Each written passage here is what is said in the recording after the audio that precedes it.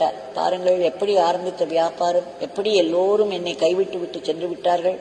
இன்றைக்கு கடனோடும் இந்த கடையோடும் நான் தனித்து நின்று கொண்டிருக்கிறேன் என்று புலம்பினார். அப்பொழுது ஒரு சாது ஒருவர் கையில் திருவோடு ஏந்தி இவர் முன்னே வந்து இவரிடம் பணம் கேட்டார். அந்த நண்பர் உடனே சொன்னார், இதோ பாருங்கள், இப்பொழுதுதான் நீங்கள் புலம்பிக் கொண்டிருந்தீர்கள்.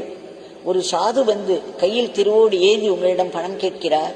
உங்கள் பிரச்சனை சரியாகிவிடும். உங்கள் சுவாமி தான் வந்திருக்கிறார். உங்கள் சுவாமி ஏதோ ஒரு விளையாட்டு செய்ய போகிறார்.